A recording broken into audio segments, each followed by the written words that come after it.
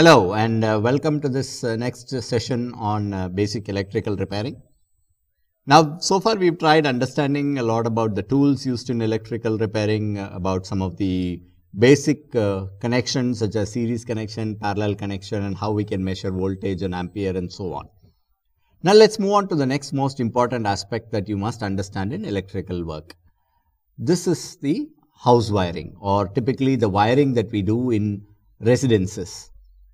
Most electricians primarily work on repairing or setting up electrical connections for new buildings or repairing electrical connections in existing houses. Now, if you aspire to do any of that, you need to understand how a typical residential house wiring is done. So, in this video, we will try and understand a little more about residential house wiring and what are some of the key components that are related to that.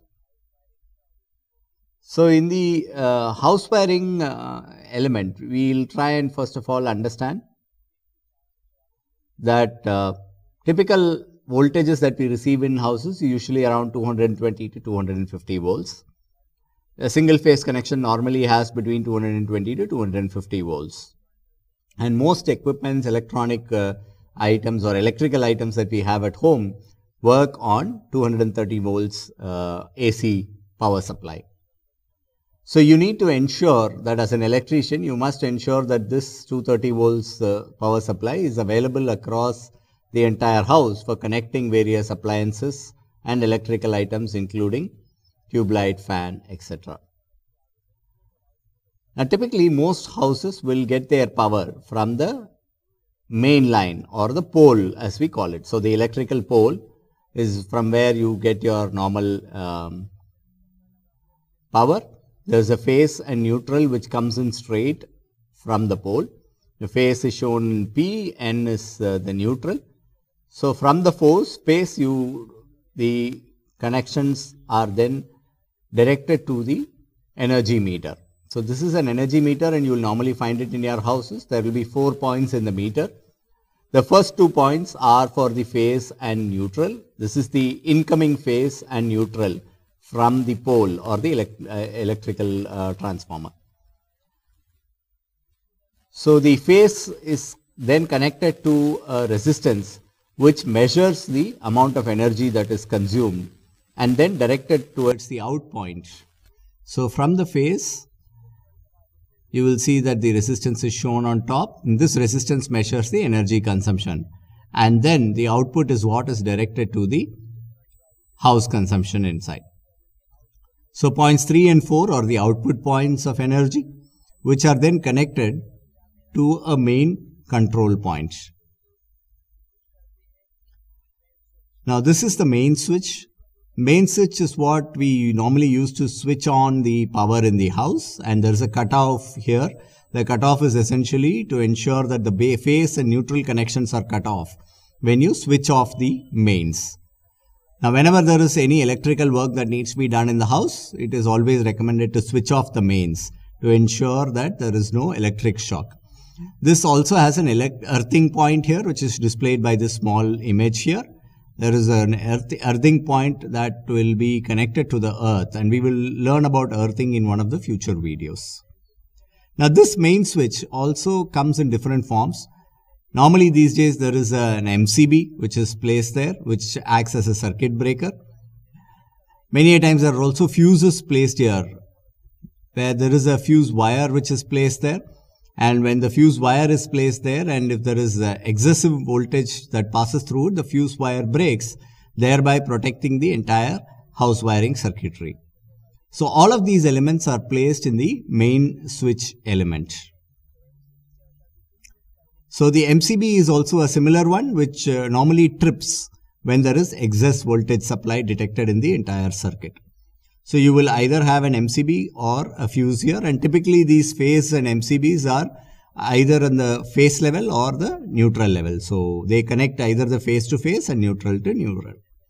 Now, from there the output points of phase and neutral is then connected to the entire circuitry in the house.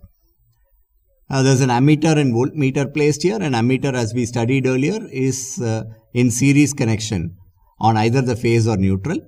And then there is the voltmeter which connects the phase and neutral. And apart from that, all these other equipments are all placed in a parallel connection to ensure that all these equipments receive the same voltage throughout.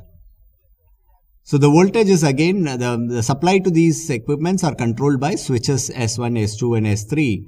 And typically switches are always placed on the phase to ensure that the phase supply is disconnected. And this is typically how a house wiring is done. So broadly, as you can understand, very simple terms, there is power that comes from the main or the pole, electric pole, which is supplied into the energy meter. There's a resistance in the energy meter which measures the energy consumption and then passes it on to the main switch, which is typically also a circuit breaker. It might have an MCB or a fuse, which is then further connected to the entire circuitry in the house. The phase and neutral are connected to each of the circuit boards in each of the rooms, as well as connected to the electrical equipment such as tube light, fan and all the other equipments. Now typically most household meters may not have an ammeter or a voltmeter there. But it's always good to have an ammeter and voltmeter, because the ammeter will tell you the amount of energy consumption and voltmeter will tell you the voltage that is received. This is especially useful, when summer months, when the energy usage is very high across residences.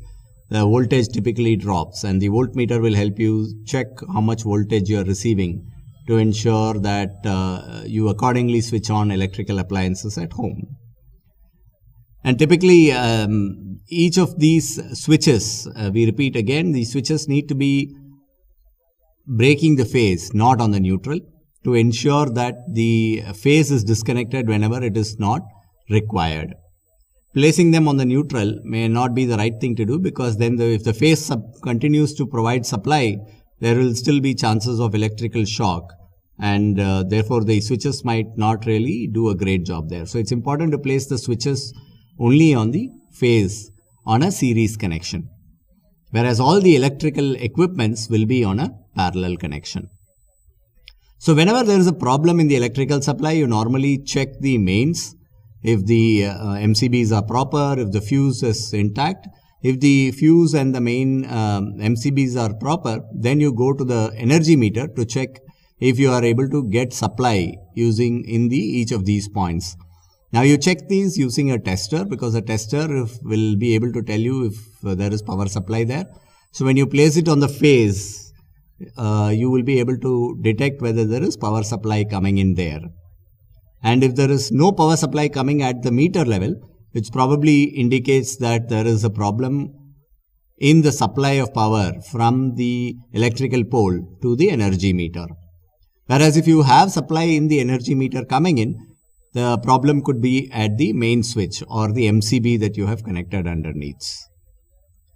So you check the cutouts there, the fuses there, in order to ensure that all of them are intact. And if they are not, you can replace the fuse wire and ensure that you can restart the entire circuits.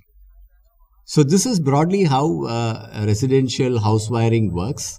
And this gets a little more complex when you have more number of rooms, more number of equipments to be connected. However, the fundamental principles are just the same. So switches need to be in the series connection. All other electrical items need to be in the parallel connection. Fuses are also in series connection, either on the neutral line or on the phase line.